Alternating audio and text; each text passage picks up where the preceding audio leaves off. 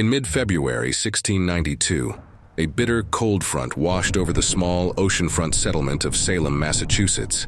Puritan settlers nestled under the warmth of their quilts and stoked their fires as the chilling percussion of winter winds bashed against their fragile wooden houses.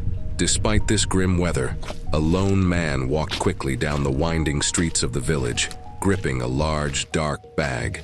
Eventually arriving at a well-lit cabin, he could hear even from outside the wooden door the horrid screams of a girl, so loud and resounding that they cut through the sound of the wind as though she was possessed by a banshee.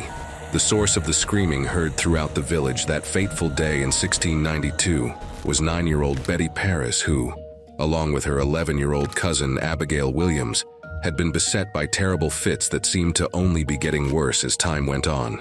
Fearing the worst, Betty's father, Reverend Samuel Paris, had called for the doctor, seeking any possible solution to his daughter's worsening condition. Upon entering the small cabin, the doctor, who rushed to the house through terrible weather, was greeted with a terrifying sight. Both Betty and Abigail seemed to be screaming and acting in unholy and entirely unexplainable ways. Lacking any further explanation, the doctor delivered his official diagnosis to Reverend Paris. This was the result of supernatural interference. Thus began the Salem witch trials, one of the strangest and darkest episodes in New England's history. By its conclusion, the town would bear witness to 10 cases of affliction by witchcraft and 20 violent, harrowing deaths, each more gruesome and bizarre than the last. What led to this terrifying period in this quaint Puritan village, and just what or who was behind it all? Stick around to the end to find out for yourself as we discover the dark secrets of the Salem witch trials. After diagnosing young Betty with paranormal interference, the doctor confirmed that her cousin Abigail suffered from the same unexplainable affliction. Both girls had been experiencing these mysterious fits for almost a month, deeply troubling the community. Fortunately, by this point, the Reverend Paris had, through prayer and fasting, deduced that some form of bewitchment must be the cause of this interference. Given the girls' prominent familial ties in the community, Paris figured they were prime targets for a black magic hex or spell. With hope dwindling, Reverend Paris turned to his slave, Tituba, who claimed to know of an anti-magic ritual. On February 25th, Tituba began the intensive ritual, which involved creating a small cake from the afflicted's urine mixed with rye before feeding the amalgamation to a dog. She claimed this would work as a counterspell and harm the witch at the source of the magic simultaneously, which should cure the girls. At around the same time the ritual was conducted, 2 more village girls would fall ill with the same fits as Betty and Abigail, reporting attacks from apparitions and ethereal beings. 12-year-old Ann Putnam Jr. and her friend would come forward, stating that 3 women had appeared to them in visions during these attacks. Among the names given was none other than the ritual master herself, Tituba, who Paris began to suspect had deceived him with tales of the anti-magic ritual. Instead, she used the ritual to tighten her spell's grip on the girls. Citing the obvious connection between the anti-magic ritual Tituba had been performing and the attacks on Anne and her friend, warrants were issued on February 29th and also included Sarah Osborne and Sarah Good, who were all violently hauled off to await an uncertain trial that had a very different outcome than what anyone expected. The following day, March 1st, the 3 women were chained and bound before being transferred to the village meeting house, where they were stood before 2 local magistrates. Despite an intense line of questioning, both Good and Osborne would reaffirm their innocence in front of their peers. The entire narrative would change, however, when Tituba was brought forward. Under immense pressure, Tituba at first seemed to easily shrug off the accusations now laid before her. As time went on, though, cracks began to appear in her defense. She began to quote details she never should have been aware of and occurrences she never witnessed. Before long, Tituba started to break down. With one final glance at both Good and Osborne, Tituba admitted what she had been holding back this entire time. She was part of a coven of witches, as were Good and Osborne. What's more, she admitted there were several others, though she didn't know exactly who, since they had been communicating strictly through the magic their victims imbued them with. Infuriated by these new revelations, the townsfolk seized all 3 women and dragged them back to prison. marking the commencement of the Salem witch hunt. On March 3rd, an unsettling transformation occurred. As Betty, Abigail, and their friend appeared to suddenly recover from their afflictions, Ann Putnam Jr. began deteriorating at an increased rate. What's more, she was now joined in her ailing by her mother and the family servant. The three women would make several statements to the magistrates and Reverend Parris about a continuous onslaught of spectral attacks. They claimed the villagers behind these new attacks had revealed themselves inadvertently during a number of the encounters, and provided a short list of 2 names, including an elderly woman and Rebecca Nurse, both of whom were examined before being sent to jail under the testimony of the afflicted witnesses. Finally, as both women were incarcerated on March 24th, the village breathed a collective sigh of relief. Little did they realize, the end was hardly near as the court continued to investigate even more people. In early April, the once improved Abigail Williams abruptly descended back into affliction. During her re-emerging fits, the young girl would burst out in tears from pain caused by a specter she claimed resembled the wife of John Proctor, who himself had been an outspoken skeptic of the witch hunt since Rebecca Nurse's initial arrest. John had been keenly watching his servant girl in the subsequent weeks, as she had come forward as a victim of Nurse's hex during her examination in March. John's vigilant watch would have consequences for both he and the servant as, by the end of April, they had both been arrested on charges of witchcraft. Much to Proctor's dismay, arrests of his wife, along with Giles Corey, Abigail Hobbs, and another woman also ensued throughout the month. As the suspected witches were torn from their families and held in secure locations, they were examined one by the magistrate assembly, turning up little evidence until one confession implicated this entirely new set of witches. Abigail Hobbs would join Tituba in confessing to the nature of the witchcraft. She would say that, despite their best efforts to conceal the spellcraft they had been wielding, the witches had gotten sloppy and, in doing so, exposed themselves.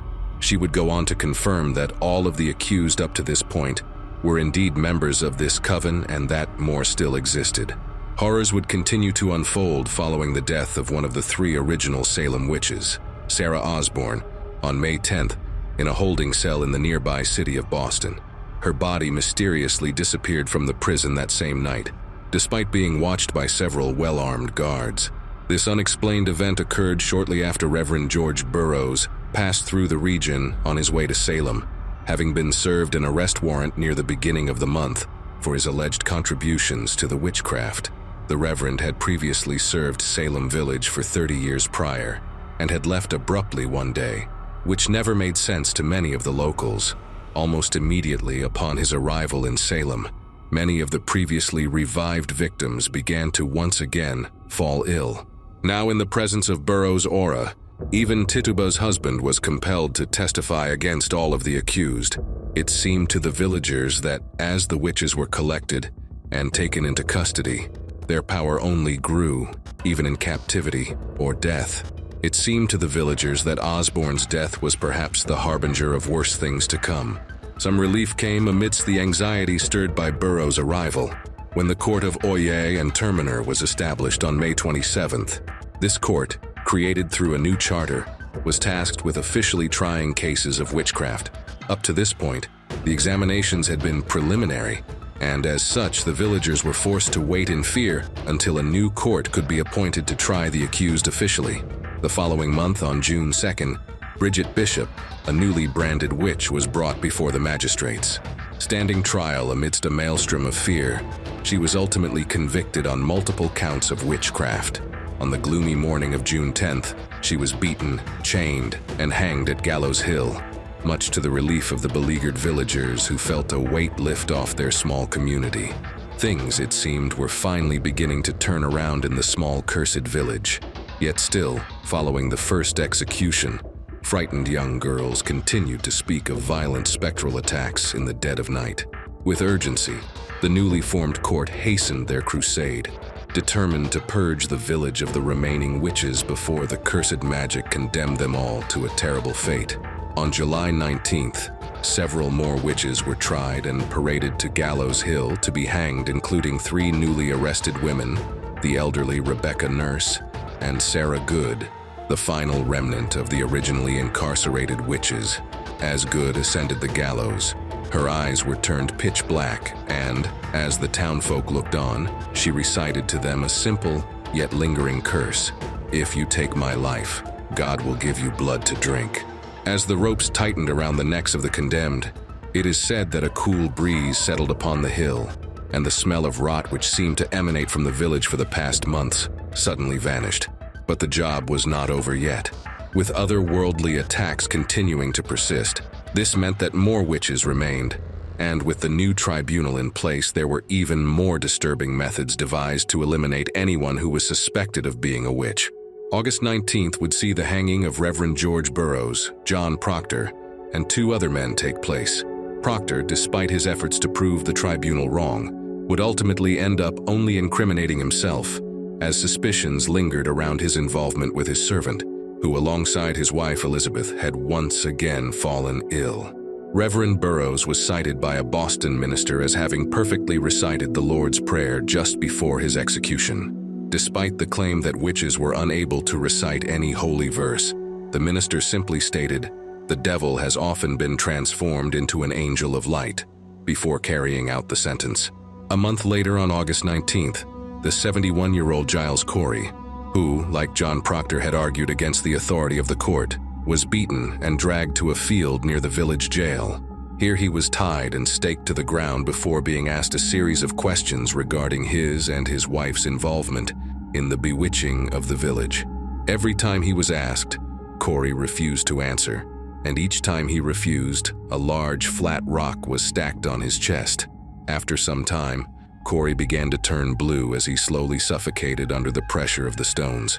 Still, the posse continued to ask questions, and still he refused to answer. Eventually, enough weight was added that his ribs cracked and broke with an audible crunch. After several hours of this torture, Corey died from suffocation and internal hemorrhaging. On August 22nd, the final procession of darkness unfolded when the last of the witches were hanged, and their bodies burned when Giles' wife and 7 others were executed on September 22nd. With their deaths, the town finally returned to some semblance of normality.